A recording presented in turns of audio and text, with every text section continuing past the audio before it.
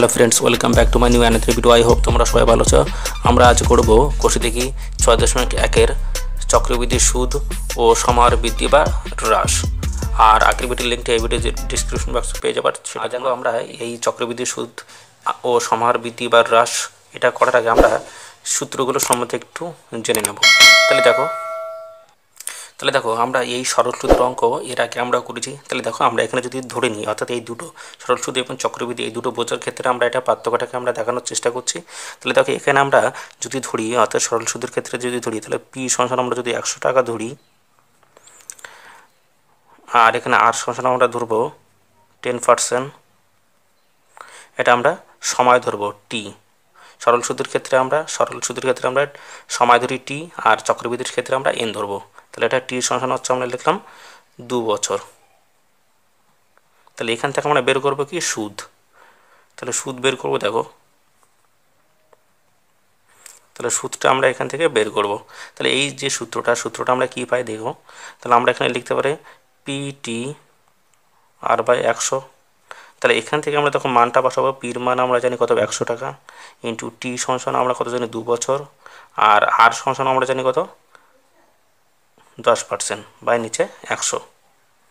তাহলে দেখো 100 আমরা যদি কেটে দিই, তাহলে 10 দুগুণে 20 টাকা। তাহলে আমরা পাচ্ছি 20 টাকা হচ্ছে সরল সুদের ক্ষেত্রে। আমরা 2 বছর আমরা 20 টাকা পাচ্ছি সরল সুদের ক্ষেত্রে। এক্ষেত্রে আমরা যদি সুদ এবং আসল যদি দেখাই, তাহলে আসল আমাদের কত 100 টাকা ছিল। তাহলে আমরা এখানে লিখতে পারি আসল পি প্লাস হচ্ছে সুদ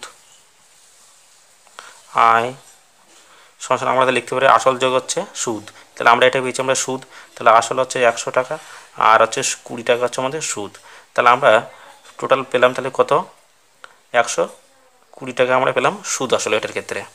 এবার আমরা একটু চক্রবৃদ্ধি সুদের ক্ষেত্রে যাই। তাহলে আমরা একই যদি মানটাকে যদি দেখার চেষ্টা করি, তাহলে এখানে পি সমান আমাদের কত দেওয়া আছে। তাহলে আমরা এটার ক্ষেত্রে আমরা এন ধরে নেবো, টিটাকে আমরা এন ধরে নেবো।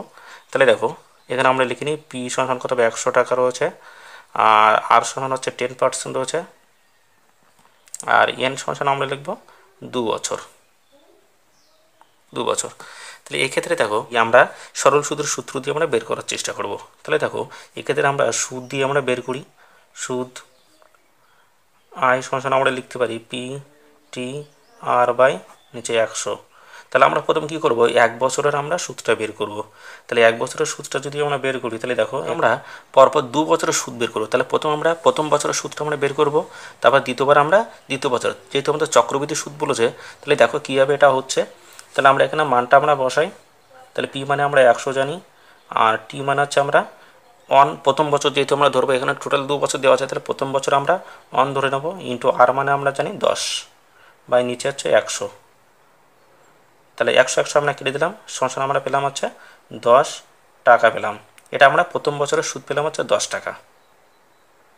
তাহলে চক্রবৃদ্ধি সুদের ক্ষেত্রে আমাদের কি হয়, যেমন আমরা সরল সুদের ক্ষেত্রে দেখেছিলাম, প্রত্যেকটা ক্ষেত্রে হয় আমাদের, দেখো সরল সুদেরটা আমি একবার বলে দিই। তাহলে 100 টাকার আমরা সুদ পেয়েছিলাম কতটা, 20 টাকা।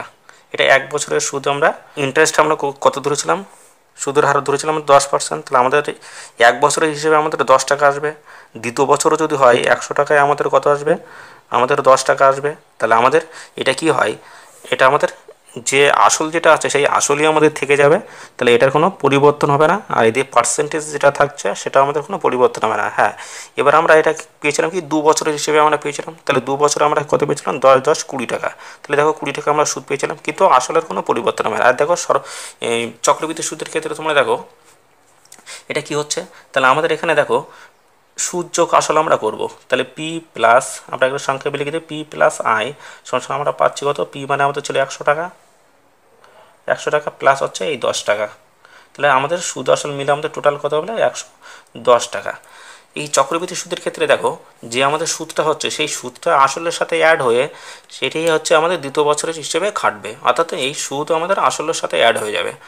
তাহলে দেখো সুদ আসল মিলে আমাদের 100 টাকা হলো। তাহলে এই টাকাটা দ্বিতীয় বছর আমাদের পুরোপুরি খাটবে। তাহলে দেখো যদি আমরা আগের সূত্রে দেখি, তাহলে আই সমান আমরা আবার বের করব পি টি আর বাই 100। তাহলে আমরা সুদ আসল এটা পেলাম। তাহলে এটাই এই 110 টাকায় আমাদের আসলের পরিণত হয়ে গেছে। তাহলে এটা আমরা পি সমান লিখে দিলাম 110 টাকা। তাহলে এটাই আমাদের আসল হয়ে গেছে। তার মানে যেটা আমাদের সুদ ছিল সেই সুদটা আসলের সাথে অ্যাড হয়ে এটাও আমাদের, যেমন আমরা বললাম সুদ আসলে এটা হয়েছে 110 টাকা, কিন্তু এটা আমাদের এবার দ্বিতীয় বছরে গিয়ে এটা আমাদের আসল হয়ে গেছে 110 টাকা, এটা আমাদের আসল। তাহলে এবার দেখো আয় সংখ্যান আমরা লিখতে পারি, তাহলে পি সংখ্যান আমাদের কত, 110 টাকা হচ্ছে আমাদের আসল, আর টি মানে হচ্ছে 1 বছর, তার মানে টোটাল আমাদের 2 বছর ছিল, তাহলে প্রথম বছরটা আমরা বের করেছি কত, 110 টাকা হয়েছে, সেই 110 টাকা এবার টোটাল ওটা আসল হয়ে আমাদের দ্বিতীয় বছর খাটবে।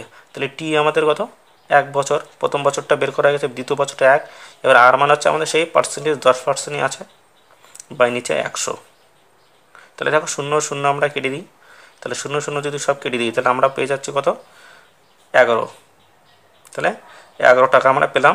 এটা হচ্ছে আমাদের দ্বিতীয় বছরের এই 110 টাকার উপর 10% যদি আমরা সুদ করি, দ্বিতীয় বছরে আমরা 11 টাকা পাচ্ছি। তাহলে এক্ষেত্রে আমাদের সুদ এবং আসল আমাদের কত হচ্ছে, তাহলে আমরা সুদ, তাহলে সুদ যোগ আসল, তাহলে আমরা 110 টাকা আমাদের আসল হয়েছিল প্রথম বছরে, সুদ এবং আসল মিলে 110 টাকায়, তাহলে এটা আমাদের আসল দ্বিতীয় বছরে, এটা আসল হিসেবে আমাদের কাজ করেছে। তাহলে এই টাকার উপরে কত হচ্ছে, 11 টাকা সুদ হয়েছে। তাহলে আমরা আগে যে আমাদের সুদ আসল মিলে আসল হয়েছিল সেটার সাথে এই 11 টাকা আমাদের অ্যাড করে দিতে হবে। তাহলে আমরা পেয়ে যাব 110 যোগ হচ্ছে 11 সমান আমরা পেয়ে যাব 121 টাকা, 121 টাকা। তাহলে এটা টোটাল আমরা 2 বছর হিসেবে আমরা পেলাম। তাহলে প্রথম বছরে আমরা আসল হয়ে গেছে, আসল হয়ে তার উপর আমরা পেলাম দ্বিতীয় বছরে এসে 11 টাকা পেলাম। সেই 11 টাকা আবার সুদ আসলের সাথে, অর্থাৎ যেটা আমাদের আসল হয়েছিল দ্বিতীয় বছরে এসে সেটার সাথে 11 টাকা যোগ হয়ে আমাদের 121 টাকা হলো। এবার যদি আমরা এই সূত্রটাকে যদি একবারে আমরা করার চেষ্টা করি, তাহলে দেখো এটাই আসছে কিনা আমরা দেখি। তাহলে যেটা আমরা ওখানে বলেছিলাম 100 টাকাতে আমাদের সুদ হচ্ছে কত, আমরা পেয়েছিলাম কত, 10 টাকা। 100 টাকা দেখো, 100 টাকা সুদ আমরা পেয়েছিলাম 10 টাকা। এই 10 টাকা দ্বিতীয় বছরে এসে এই আসলের সাথে অ্যাড হয়ে 110 টাকা, এর আমাদের সুদ আমরা কত পেলাম, 11 টাকা পেলাম, 11 টাকা।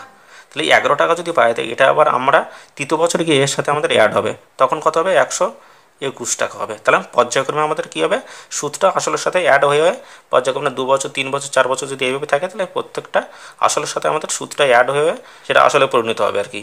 তাহলে এটাই হচ্ছে আমাদের চক্রবৃদ্ধি সুদ। তাহলে দেখো এটার আমরা যদি চক্রবৃদ্ধি সুদের যে সূত্র, তাহলে আমরা যে 121 টাকা বের করেছিলাম সেটা দেখো আমরা যদি বের করবো, তাহলে দেখো, তাহলে আমরা এখানে লিখতে পি ইন্টু যে আমাদের চক্রবৃদ্ধি সুদ, অর্থাৎ আমরা এখানে লিখে দিই সমূল চক্রবৃদ্ধি। তাহলে আমরা এটা লিখতে পারি পি ইন্টু 1 প্লাস কত আর বাই 100 মাথায় এন। তাহলে দেখো আমাদের 121 টাকা আসছে কিনা আমরা সেটা দেখে নেবো। তাহলে আমরা ধরেছিলাম পি সমান কত, 100 টাকা ধরেছিলাম, এটা 1 প্লাস কত হবে আর এর মানে আমরা 10% ধরেছিলাম বাই নিচে 100, আর এর মানে আমরা 2 বছর ধরেছিলাম। তাহলে দেখো এই শূন্য আমরা কেটে দিলাম, তাহলে 10 এই 100 ইন্টু এটা 10 10 আর 1 কত হবে 11, তাহলে 11 বাই কত হবে 10 হচ্ছে আমাদের স্কোয়ার। তাহলে 10 এখানে 100 ইন্টু হচ্ছে এটা স্কোয়ার যেহেতু আছে, এটা আমাদের 2 বছর খাটছে, তাহলে এটাকে আমরা দুবার লিখে দেবো, 11 ইন্টু 11 বা নিচে 10 ইন্টু 10। তাহলে 10 10 শূন্য আমরা কেটে দিলাম, তাহলে 11 11 দেখো 121 আমাদের চলে আসছে এত টাকা। তাহলে এইভাবে আমরা এই দুটো সূত্রে আমরা দুটো সূত্র বলতে আমরা এখানে এই সমূল চক্রবৃদ্ধি সূত্রটা আমরা এইভাবে বের করার চেষ্টা করব সংক্ষেপে আর কি, এই সূত্রের সাহায্যে। এটা তো আমি পরপর আমি দুটো স্টেপে আমি দেখিয়েছি, এটা তোমাদের একটা সূত্রের সাহায্যে আমি করে দেবো। তাহলে দেখো এটা তোমাদের সমূল চক্রবৃদ্ধি। তোমাদের আরেকটা বলে দিই তোমাদের, যেমন এটা আমি বলেছি সমূল চক্রবৃদ্ধি, তার মানে সুদ এবং আসলের ভিতরে দুটোই আছে। তার মানে 100 টাকা আমাদের আসল, আর হচ্ছে সুদ হচ্ছে 21 টাকা, তাহলে সুদ আসল দুটোই আছে এর ভিতরে। তাহলে এবার যদি বলে শুধু সুদ বের করতে বলে, তখন তুমি কী করবে, তাহলে তখন তোমার এই সূত্রটা অ্যাপ্লাই করতে হবে। সূত্র না একবারে অ্যাপ্লাই করলে হবে। দেখো সূত্রটা আমরা যদি এইভাবে করার চেষ্টা করি, তাহলে আমরা লিখতে পারি পি ইন্টু 1 প্লাস কত আর বাই 100, এখানে আমরা এন ছিল এন মাইনাস এখানে আমরা পি করে দেবো। তাহলে মাইনাস যদি আমরা পি করি, তাহলে দেখো এখান থেকে আমরা এই পিটাকে দেখো যদি কমন নিই, তাহলে পি যদি আমরা কমন নিই থেকে যাচ্ছে আমাদের 1 প্লাস কত আর বাই কত 100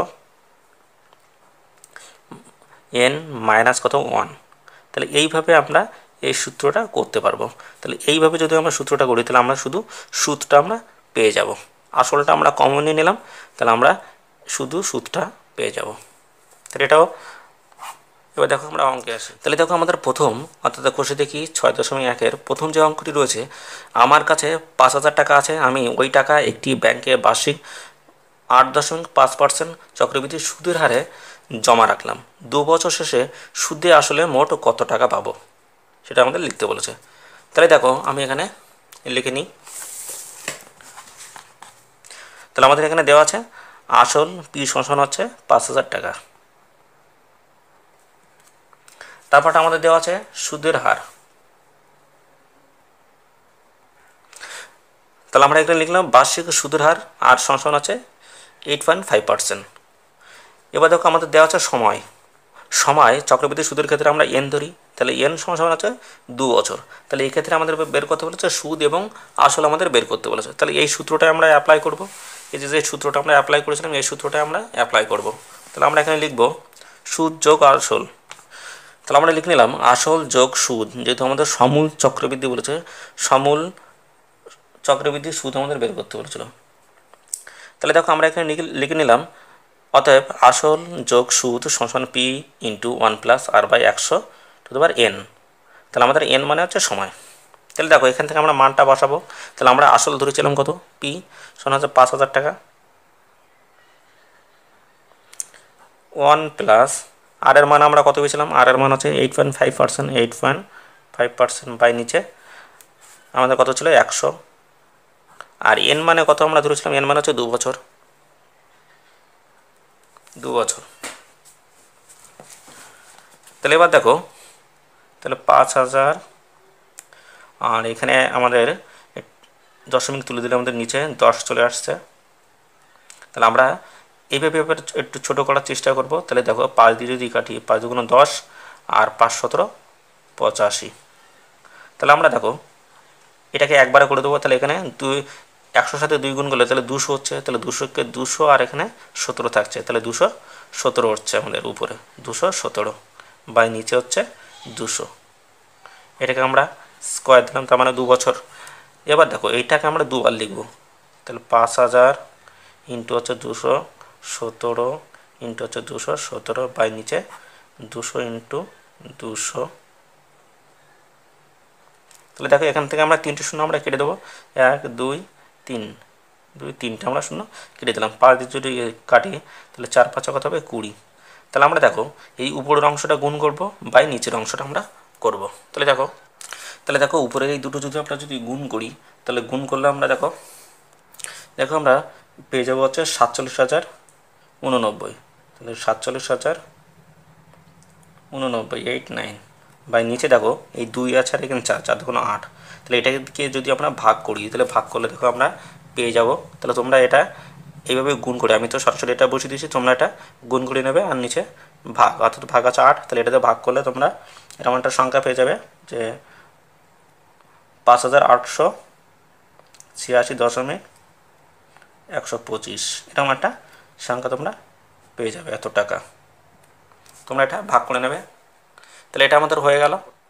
তাহলে এখানে দেখো আমাদের 2 দাগের যে অঙ্কটি বলেছে 5,000 টাকার বার্ষিক 8% চক্রবৃদ্ধি সুদের হারে 3 বছরের সমূল চক্রবৃদ্ধি, সমূল মানে হচ্ছে সুদ এবং আসল দুটোই আমাদের এর মধ্যে থাকে। তাহলে এই সুদ এবং আসল দুটোই বের করতে হবে। তাহলে সমূল চক্রবৃদ্ধি কথা লিখে নিই যে আসল। তাহলে আমরা এখানে লিখলাম হচ্ছে আসল পি সমান হচ্ছে 5,000 টাকা। এবার আমরা লিখব তাহলে বার্ষিক সুদের হার আর সমান হচ্ছে 8%। তাহলে সময় এন সমান হচ্ছে 3 বছর। এবার আমরা এখানে যেটা লিখবো সমূল চক্রবৃদ্ধি আমাদের বের করতে বলে, সমূল চক্রবৃদ্ধি। তাহলে আমরা এর মধ্যে পাই সমূল মানে আছে সুদ এবং আসল দুটোই আছে। তাহলে আমরা লিখবো সূত্র সেই পি ইন্টু 1+। তাহলে দেখো পি সমান আমরা জানি কত 5,000 টাকা। দেখো এখানে পি সমান দেওয়া আছে আমাদের 5,000 টাকা, 1+ আর এর মানে আমাদের দেওয়া আছে দেখো 8%, 8/100 আর এন সমান আমাদের দেওয়া আছে 3 বছর। তাহলে এখান থেকে দেখো 5,000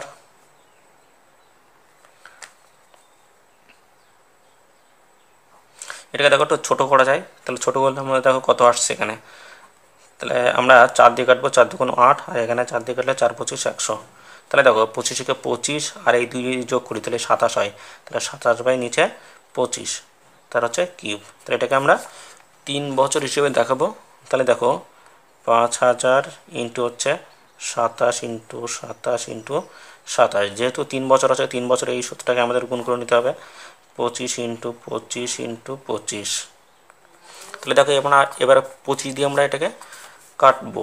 তাহলে দেখো 25 25 দুগুণ আমাদের 50, 2 আসলো, দুটো শূন্য নামলো উঠলো। এবার দেখো এখানে 25 দিয়ে কাটি, 8 25 কত আমরা 200 পাবো। আর দেখো 25 দিয়ে এখান থেকে আর কাটা যাচ্ছে না, তাহলে উপরেগুলোকে আমরা এবার গুণ করে নেব, গুণ করে নিচে 25 দিয়ে আমরা ভাগ করব। নিচে আমাদের 25 আছে, তাহলে উপরগুলো আমরা গুণ করে নিই, দেখি কত আসে। তাহলে দেখো আমরা এই উপরগুলো একটু গুণ করে নিয়েছি আগে থাকতে, তাহলে গুণ করে নিলে আমরা পাবো হচ্ছে 15746 তাহলে এই সংখ্যাটা আমরা পেয়ে যাচ্ছি। এবার 25 দিয়ে যদি আমরা ভাগ করি আমরা পেয়ে যাব 52 টাকা। তাহলে তোমরা এটা ভাগ করে নেবে, 25 দিয়ে ভাগ করে নেবে, ঠিক আছে, এই সংখ্যাটা তোমরা পেয়ে যাবে।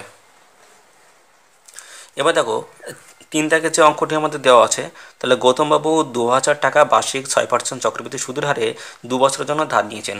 তাহলে 2 বছর পরে তিনি কত টাকা চক্রবৃদ্ধি সুদ দেবেন। তাহলে আমরা এখান থেকে দেখো, এখান থেকে আমরা সমূল চক্রবৃদ্ধিটাকে বের করে নেবো, তারপর সুদটা বের করবো সেখান থেকে। তাহলে দেখো প্রথমে আমরা লিখতে নেবো, ধরিয়ে এখানে আমরা আসল লিখে নেবো। আসল পি সমান কত হবে 2000 টাকা,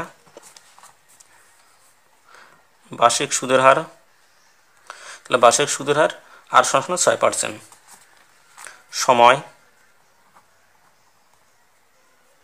তাহলে সময় এন সমান হচ্ছে 2 বছর। তাহলে এখান থেকে আমরা সমূল চক্রবৃদ্ধি আমরা বের করে নেবো, অর্থাৎ সুদ যোগ আসল সূত্র, বারবার সেই একই সূত্র আসবে। এবার দেখো পির মান আমরা জানি 2000 টাকা, পি সমান 2000 টাকা 1 প্লাস আর এর মানে আমরা 6% পেয়েছি, 6 বাই নিচে 100, এন মানে আমরা জানি হচ্ছে 2 বছর। তাহলে এখান থেকে দেখো 2000,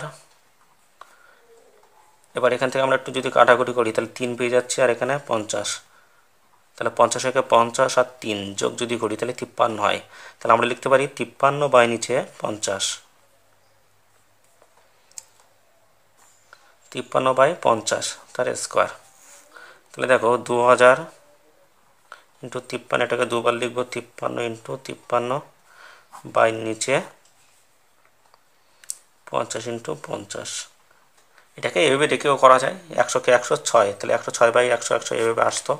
তাহলে দেখো আমরা এখান থেকে দুটো শূন্য এভাবে কাটবো, 5 দিয়ে কাটি, 4 5 20 হয়। এবার উপরটা গুণ করবো, নিচে 5 দিয়ে ভাগ করে দেবো। তাহলে দেখো, তাহলে এটাকে যদি আমরা গুণ করি আমরা তাহলে পেয়ে যাব উপরে 11236 বাই নিচে আমরা পাবো 5। তাহলে এটাকে দিয়ে যদি আমরা ভাগ করে দিই তাহলে ভাগ করলে আমরা পাবো 11000। তাহলে আমরা এটাকে যদি ভাগ করি আমরা তাহলে পেয়ে যাব 2247.20, এই টাকাটা আমরা পেয়ে যাচ্ছি। তাহলে এটা আমরা পেলাম হচ্ছে সুদ এবং আসল মিলে আমরা এটা পেয়ে গেলাম, সমূল চক্রবৃদ্ধি আমরা পেয়ে গেলাম টোটাল 2247.20 এত টাকা। এবার আমাদের এখানে যে কথাটা আমাদের এখানে বলেছিল, তাহলে দেখো আমাদের এখানে বলেছিল শুধু কত টাকা চক্রবৃদ্ধি সুদ পাবেন। তাহলে এখানে চক্রবৃদ্ধি সুদটা আমাদের এখন বের করতে হবে। তাহলে আমরা এখানে লিখে দেবো, অতএব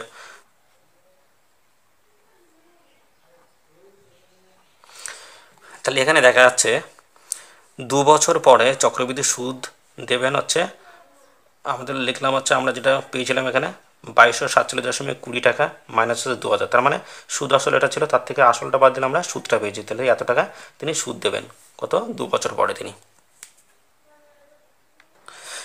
এবার দেখো 4 দাগে যে অঙ্কটি রয়েছে যে 30,000 টাকার বার্ষিক 9% চক্রবৃদ্ধি সুদের হারে 3 বছরের চক্রবৃদ্ধি সুদ কত হবে। একদম সিম্পল আগের মতোই আমাদের সুদ বের করতে হবে। তাহলে আমরা সমূল চক্রবৃদ্ধিটা আগে বের করে নিই, অর্থাৎ সুদ এবং আসলটা বের করে নিই, তারপর সেখান থেকে আমরা সুদ বের করব, একদম সেম এই অঙ্কটার মতো। তাহলে দেখো 3 অঙ্কর মতো এবার আমরা দেখো 4 দাগে যেটা আমাদের বলেছে, তাহলে আসল পি সমান হচ্ছে 30,000 টাকা,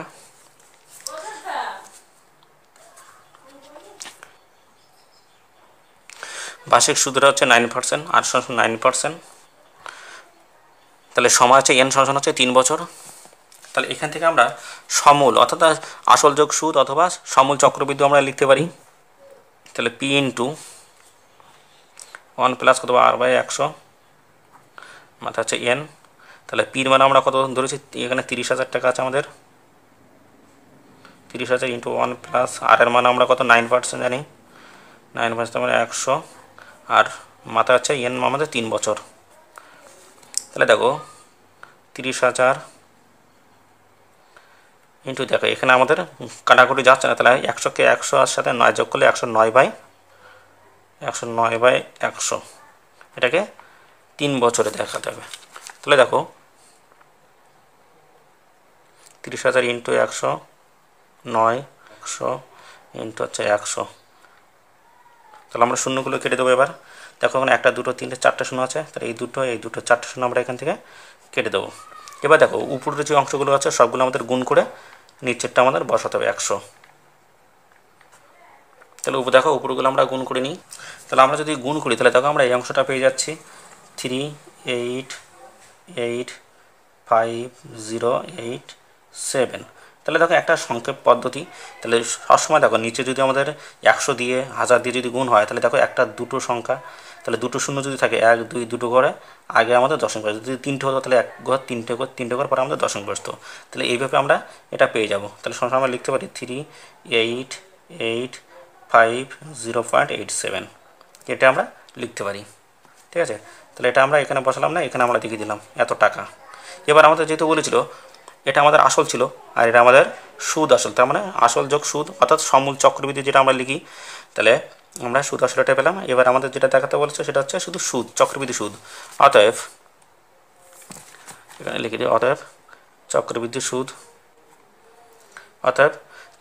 সুদ, তাহলে আমরা এখানে লিখে দেবো 38,850.87 মাইনাস হচ্ছে 30,000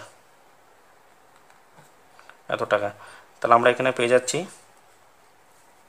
তাহলে 30 যদি বাদ দেওয়া হয় তাহলে 8,850.87 টাকা।